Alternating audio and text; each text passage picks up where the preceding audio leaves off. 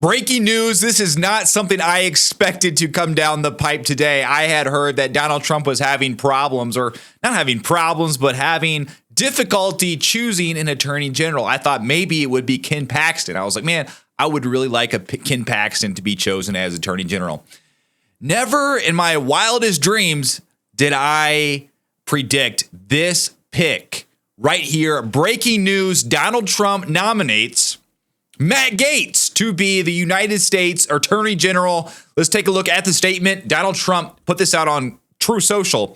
He said, "It is my great honor to announce that Congressman Matt Gaetz of Florida is hereby nominated to be the Attorney General of the United States." Matt is a gifted and tenacious attorney trained at the William and Mary College of Law who has distinguished himself in Congress through his focus on achieving desperately needed reform at the Department of Justice. Few issues in America are more important than ending the partisan weaponization of our justice system. Matt will end weaponized government, protect our borders, dismantle criminal organizations, and restore Americans' badly shattered faith and confidence in the Justice Department. On the House Judiciary Committee, which performs oversight of DOJ, Matt played a key role in defeating the Russia hoax and exposing alarming and systemic government corruption and weaponization.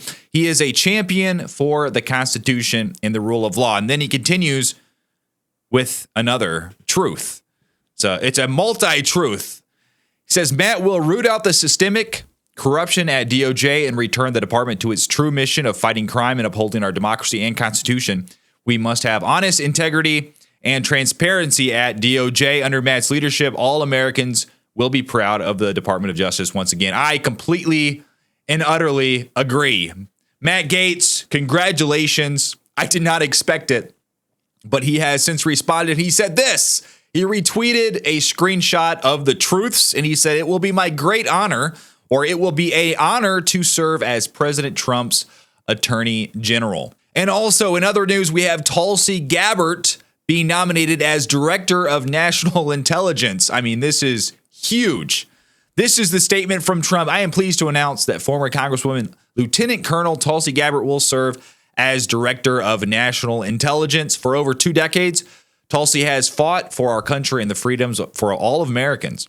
As a former candidate for the Democratic presidential nomination, she has broad support in both parties. She is now a proud Republican. I know Tulsi will bring the fearless spirit that has defined her illustrious career to our intelligence community, championing our constitutional rights and securing peace through strength. Tulsi will make us all proud." I endorse that 100%. I'm a big fan of Tulsi Gabbard. I've heard her on many podcasts. And, you know, when you have someone that sits down and does hours-long podcasts, you get a kind of a sense of who they are. So I am comfortable with Tulsi. One person that I'm not really that comfortable with, though, this was announced by Donald Trump as well. His nomination for Secretary of State. Now, this might be a little bit controversial maybe to some of you, but I am not a fan of Marco Rubio. Not at all.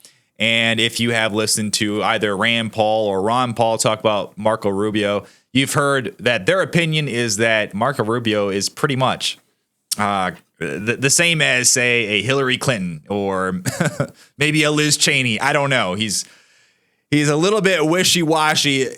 Recently, he has come out fully in support of Donald Trump. He is saying that he is going to make sure Donald Trump's agenda is the agenda. So I really hope that he had a change of heart. Donald Trump, he is a person that forgives. And I really don't know about this pick. I'm not a fan of Marco Rubio. I kind of wanted Vivek Ramaswamy for Secretary of State.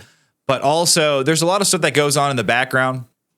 I know that Marco Rubio has a big relationship with the Adelsons, right? The Adelsons, who donate a lot of money to Republican candidates.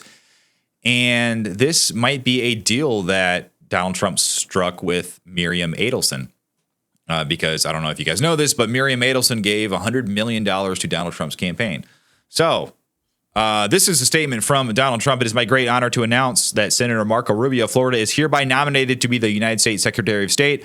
Marco is a highly respected leader and a very powerful voice for freedom. He will be a strong advocate for our nation, a true friend to our allies, and a fearless warrior who will never back down to our adversaries.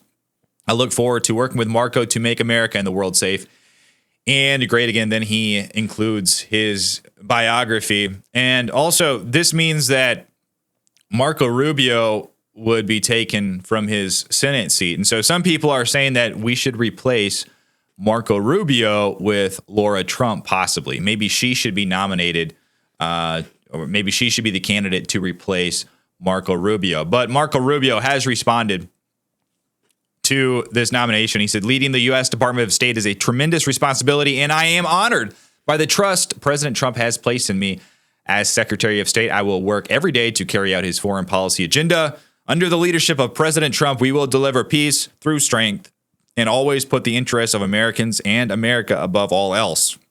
I look forward to earning the support of my colleagues in the U.S. Senate so the president has his national security and foreign policy team in place when he takes office on January the 20th. So, Marco Rubio, I'm really hoping for you to do some big things, okay? I don't trust you. I'm not going to lie. Just like John Thune, who was just elected as the leader of the Senate, the Republican majority in the Senate, I don't trust him. But he has come out and he said some very flowery words that he is going to be supporting Donald Trump's agenda. He's going to be pushing through all of his nominees. You know what? All of that's talk, and we all know what happens with talk and politics, okay? Politicians and talk, they don't always align with their actions. And finally, I find it necessary to play you this on Marco Rubio, because I hope that you will also be a little bit dubious about a Marco Rubio Secretary of State. Be cautiously optimistic, but this is what Senator Rand Paul had to say about Marco Rubio just a few years ago. Listen. How do you view Hillary Clinton in terms of her foreign policy views? I see her as a neoconservative. I see her neoconservative. I see her and Rubio as being the same person. They both want a no-fly zone. They both have supported activity in Libya, the war in Libya that toppled Gaddafi, an intervention that made us less safe. They both have supported pouring arms into the Syrian civil war, a mistake that I think allowed ISIS to grow stronger. And they both have supported the Iraq war. So, I mean, what's the difference? So Hillary Clinton and Marco Rubio are the same person. How do you define a neoconservative? Somebody a lot of times who believes in big government, both domestically and internationally. And so many of the big neoconservatives came out of a movement. They were Democrats mostly. They were some Marxists and socialists, but they were people who ultimately came to believe that we needed a big government involved internationally as well. So a neoconservative often is a big government person for domestic policy and a big government person for internationalism. So a little bit dubious about Marco Rubio. I mean, obviously there's nothing that I can do about it. It wouldn't have been my pick. But like I said, I don't know what happens behind the scenes. I don't know what kind of deals Donald Trump struck in order to have support for his campaign. Once again, the Adelsons, that I believe that is the most plausible explanation about this.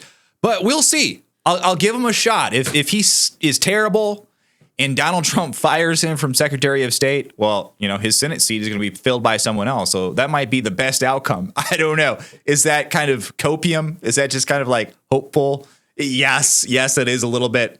But I would love it if that actually happened. But what do you guys think? What do you guys think about Donald Trump's picks so far? 2 out of the 3, I think, are just absolute fantastic.